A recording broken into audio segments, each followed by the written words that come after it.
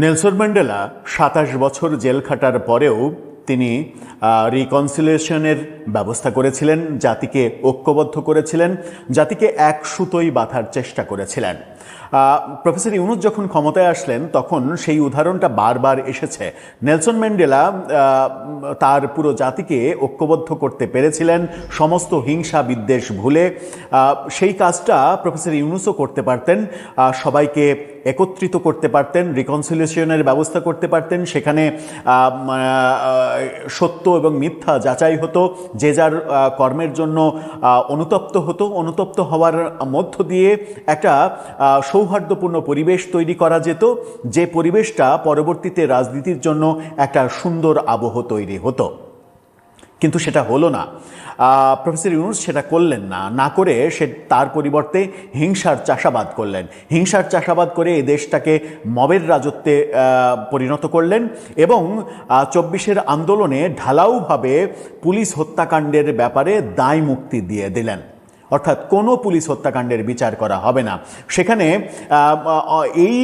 এই ধারাটাও অন্তত রাখতে পারতেন যে একটা কমিশন গঠন করা হবে, সেখানে দেখা হবে যে কোনটা মানে বাধ্য হয়ে মেরেছে কিংবা পরিস্থিতির শিকার হয়ে মারা গেছে পুলিশ, আর কোনটাতে পরিকল্পিতভাবে পুলিশ হত্যার জন্য নিরীহ পুলিশকে আক্রমণ করে মারা হয়েছে।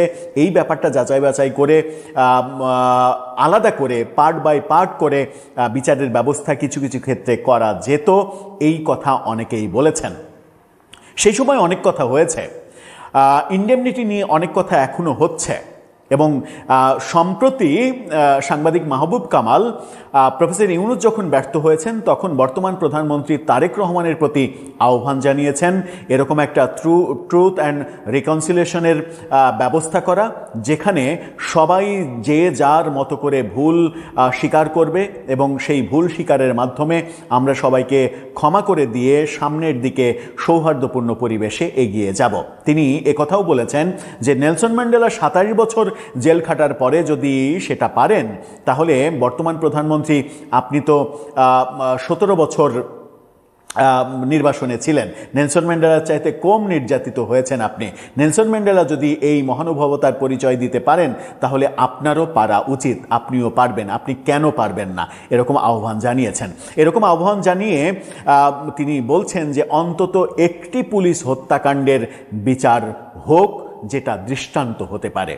চলুন পুলিশ হত্যাকাণ্ডের বিচার প্রসঙ্গে মাহবুব কামাল কি বললেন, বাস্তবতা কি, ট্রুথ রিকনসিলিয়েশন আয়োজন করা, ব্যবস্থা করা এটা সম্ভব কিনা, বর্তমান সরকার সেরকম কিছু ভাববে কিনা, সৌহার্দ্যপূর্ণ পরিবেশ রাজনীতিতে আসবে কিনা, এবং পুলিশ হত্যাকাণ্ডের বিচার না হলে পরবর্তীতে কি হবে, এই ইনডেমনিটি পরবর্তীতে কোন দিকে যাবে, সেগুলো আলোচনা করে বোঝার চেষ্টা করি। কি বোঝাতে চাইলেন সাংবাদিক মাহবুব কামাল এবং মাসুদ কামাল দুইজন? থাকবেন পলিটিক্স টিভির নিয়মে। মনে আছে সিরাজগঞ্জের এনায়েতপুর থানা, সিরাজগঞ্জের এনায়েতপুর থানায় কি ঘটেছিল? সেখানে থানা জ্বালিয়ে দেয়া হলো, পুলিশদের মারধর করা হলো। সেখানে একজন গর্ভবতী মা ছিলেন, তরুণী, মানে প্রথম মা হতে চলেছেন তিনি, পুলিশ কনস্টেবল। তিনি অসহায় চিৎকার করে বলেছিলেন, আমার গর্ভে আমার সন্তান, ভাই প্লিজ আপনারা আমার ধর্মের ভাই, আমাকে মারবেন না, আমার সন্তানটাও মারা যাবে।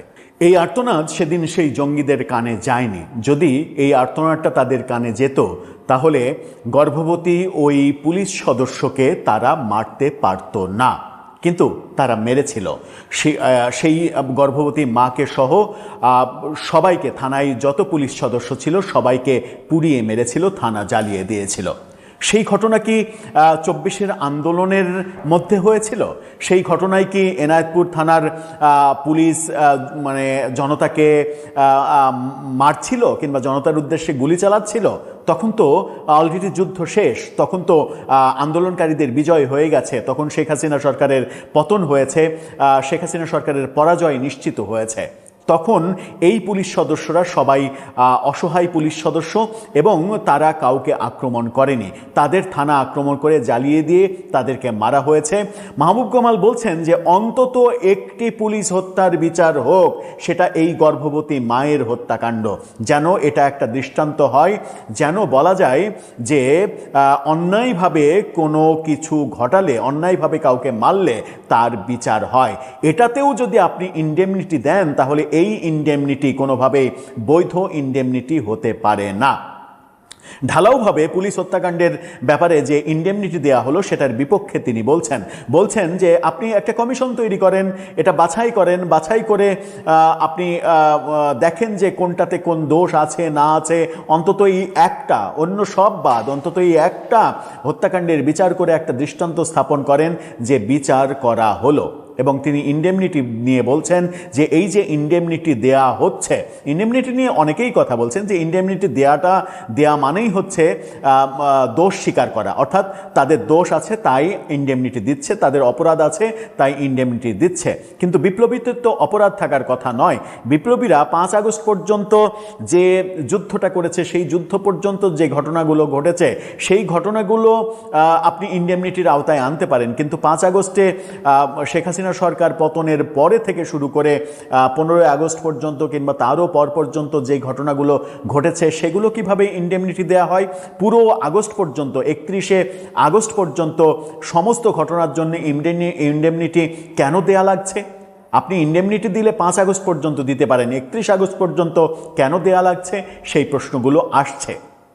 এবং সেই প্রশ্নগুলো যখন আসছে তখনই আমাদের দেশে যে বিভক্তির রাজনীতি, সেই বিভক্তির রাজনীতির প্রসঙ্গ আসছে। নেলসন ম্যান্ডেলা যে রিকনসিলিয়েশনের ব্যবস্থা করেছিলেন সেটা বাংলাদেশেও সম্ভব।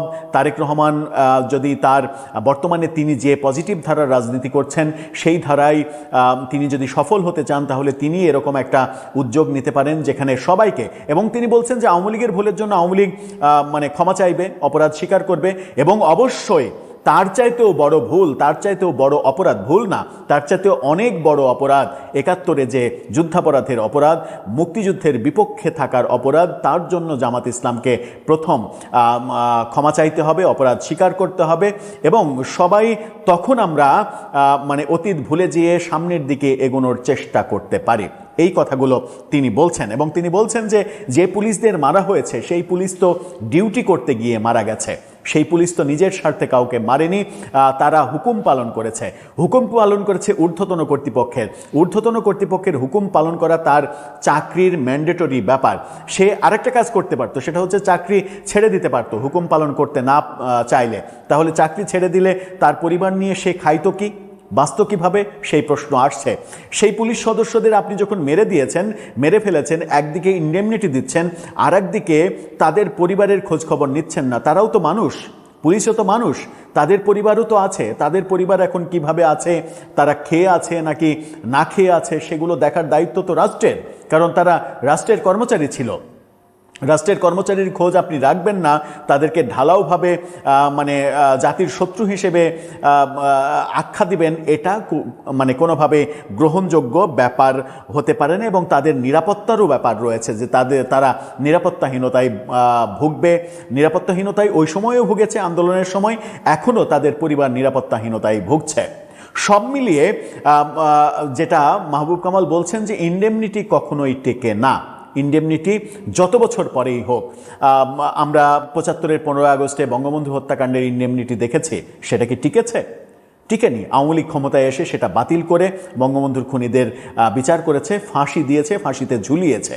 সুতরাং ইনডেমনিটি কখনোই টিকবে না, বরং অন্য কোনো সমাধান খোঁজা উচিত ছিল, একটা সৌহার্দ্যপূর্ণ ঐক্যমতের সমাধান, যেন এগুলো পরবর্তীতে প্রতিহিংসার ব্যাপার না হয়ে ওঠে। প্রতিহিংসার ব্যাপার হলে আবারও যেটা হবে সেটা হচ্ছে যে আওয়ামী লীগ আজকে এর আগে 21 বছর পর ক্ষমতায় এসেছিল, বিএনপিও তো 17 বছর পরে ক্ষমতায় এসেছে।